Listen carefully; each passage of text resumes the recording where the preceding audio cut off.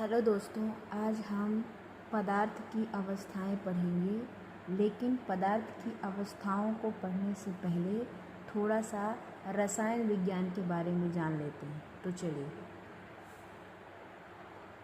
रसायन विज्ञान, इसे इंग्लिश में केमिस्ट्री कहते हैं। दोस्तों, यहाँ पर जानने की बात ये है कि जब भी हम रसायन विज्ञान की बात करते हैं या केमिस्ट्री की बात करते हैं तो हम जनरली पदार्थों के बारे में पढ़ते हैं। तो अब प्रश्न ये आता है कि हम केमिस्ट्री में पदार्थों के बारे में क्यों पढ़ते हैं और पदार्थों के बारे में क्या पढ़ते हैं। तो पहले हम रसायन विज्ञान की परिभाषा देख लेते हैं। उसको अगर समझ जाएंगे तो हमें ये समझ में आ जाएगा कि हम रसायन विज्ञान के अंतर्गत पदार्थ के बारे में क्या पढ़ते हैं और क्यों पढ़ते हैं। तो चलिए पहले रसायन विज्ञान की परिभाषा देखते हैं। विज्ञान की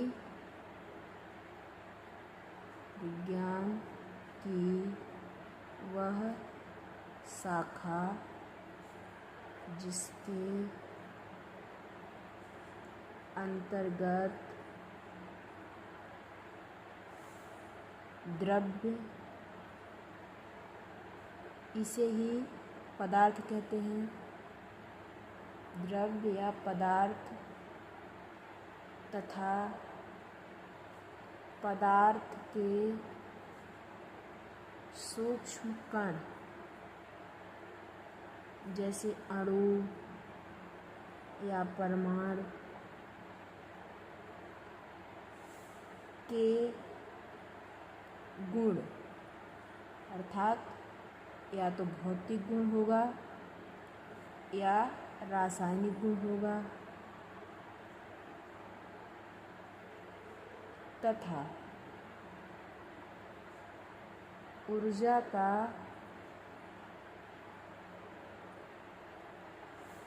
सूक्ष्म कणों पर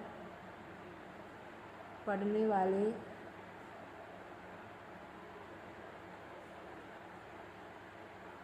प्रभावों का अध्ययन किया जाता है,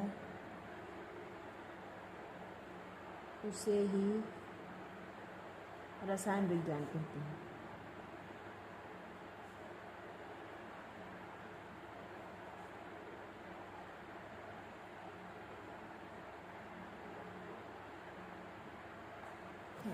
तो जैसे दोस्तों आपने देखा कि रसायन विज्ञान की परिभाषा ही है कि पदार्थ और पदार्थ के सूक्ष्म कण, अणु या परमाणुओं के गुण और उनके ऊपर ऊर्जा का क्या प्रभाव पड़ता है, इसका अध्ययन करते हैं।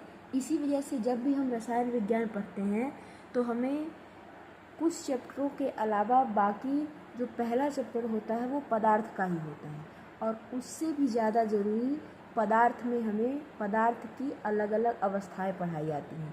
इसलिए आज हम पदार्थ की अवस्थाएं पढ़ेंगे। पदार्थ की अवस्थाएं। दोस्तों, पदार्थ को मुख्यतः दो आधार पर बांटा जा सकता है। पहला आधार है रासायनिक आधार,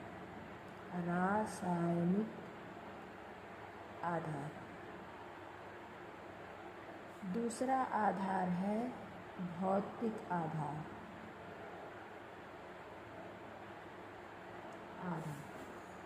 तो दोस्तों, रासायनिक आधार पर पदार्थों को दो भागों में बांटा जा सकता है। पहला है शुद्ध पदार्थ और दूसरा है अशुद्ध पदार्थ।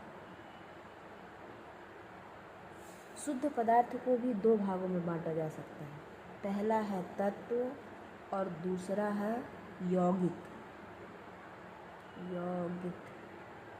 अशुद्ध पदार्थ को मिश्रण भी कहते हैं, या आप कहें कि अशुद्ध पदार्थ के अंतर्गत ही मिश्रण आता है। मिश्रण को भी दो भागों में बांटा जा सकता है। पहला है समांगी मिश्रण और दूसरा है विषमांगी मिश्रण। मिश्रण। दोस्तों, पहले हम रासायनिक आधार पर जो विभाजन किया गया है, हम पहले उसे समझ लेते हैं। रासायनिक आधार पर विभाजन पदार्थों का कैसे करते हैं? रासायनिक आधार।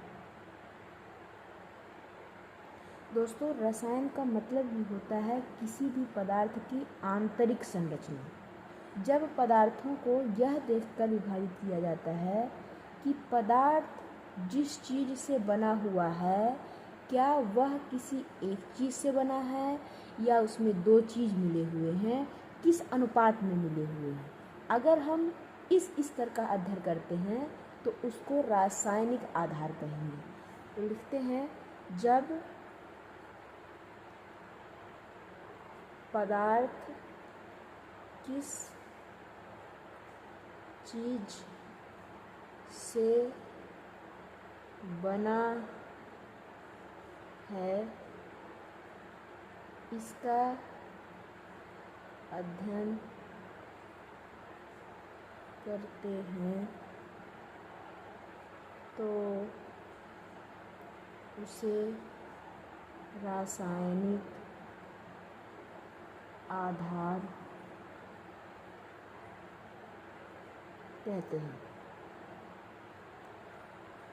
जैसे हमने आपको पहले ही बताया कि रासायनिक आधार पर पदार्थों को तत्व और यौगिक और मिश्रण, इन तीनों प्रकारों में बांटा जा सकता है। तो इन्हें कैसे बांटा गया? तो तत्व उसे कहते हैं जब पदार्थ किसी एक चीज़ से मिलकर बना हो।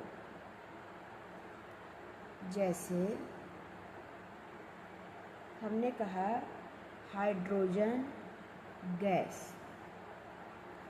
नाइट्रोजन गैस, हीलियम गैस, सोना, गोल्ड, इन सब में एक ही चीज़ है।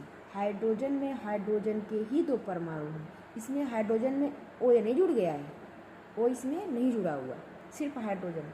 नाइट्रोजन में सिर्फ नाइट्रोजन ही है, इसमें कोई और गैस नहीं जुड़ी है, इसमें ओ नहीं जुड़ा है या एफ नहीं जुड़ा है, कोई और गैस नहीं है। इसको हम तत्व कहते हैं। अब बात आती है यौगिक की। यौगिक,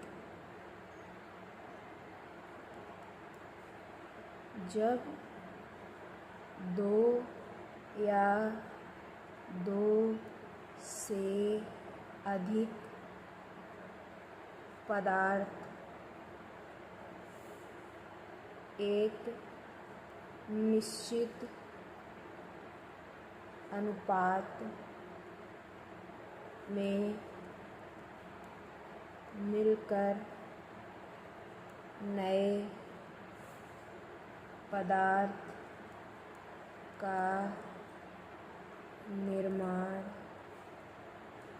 करते हैं, उसे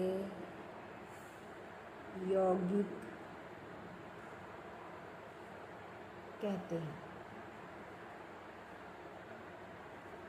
यहीं पर हम मिश्रण की भी परिभाषा देख लें ताकि आपको यौगिक और मिश्रण में कन्फ्यूजन ना हो, क्योंकि जब आप पढ़ते हो तो दोनों में बहुत सारी चीज़ें समान हैं, बस थोड़े से अंतर की वजह से वही पदार्थ यौगिक और थोड़े से बदलाव के बाद वही पदार्थ मिश्रण बन जाता है। इसलिए हम यहीं पर थोड़ी मिश्रण की परिभाषा देखते हैं, फिर यौगिक और मिश्रण दोनों को साथ में समझते हैं।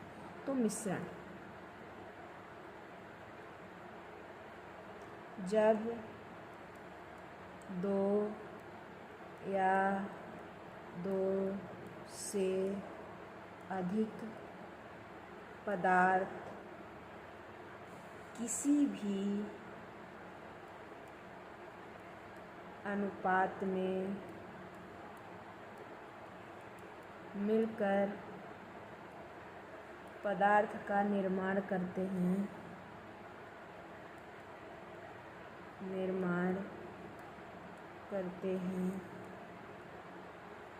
तो उसे मिश्रण कहते हैं। अब मैं आपको एक बहुत अच्छा ही एग्जाम्पल दूंगी यौगिक और मिश्रण के लिए। तो पहले हम यौगिक का एग्जाम्पल देखते हैं। उदाहरण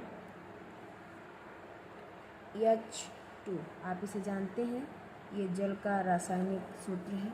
और दूसरा है वायु, उदाहरण के तौर पर वायु, जिसके अंतर्गत H2O2 N2 आर्गन और बहुत सारी चीज़ें होती हैं।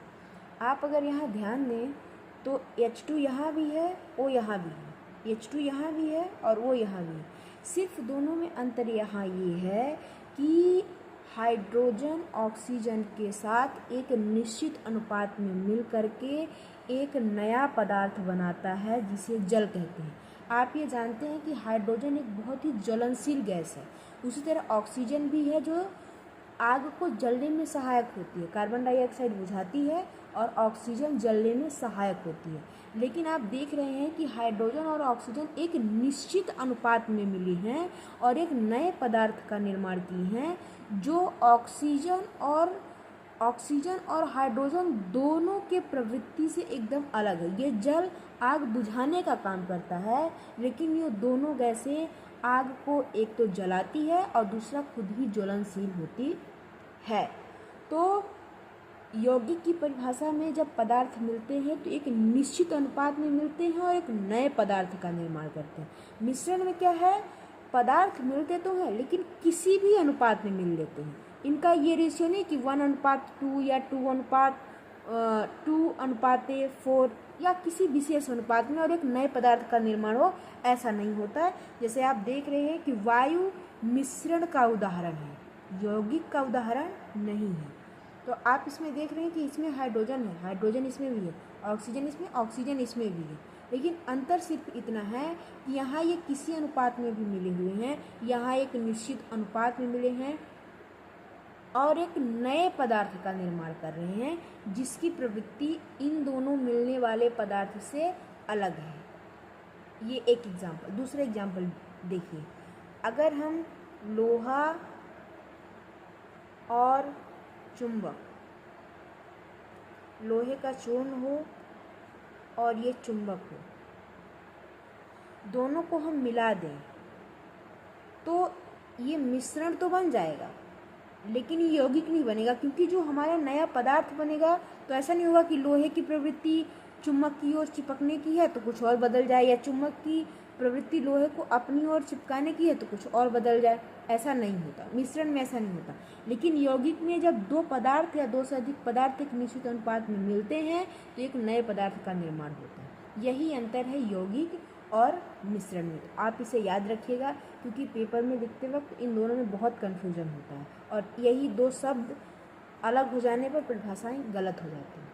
तो ये रहा रासायनिक आधार पर पदार्थ का वर्गीकरण। अब आते हैं भौतिक आधार पर पदार्थ का वर्गीकरण।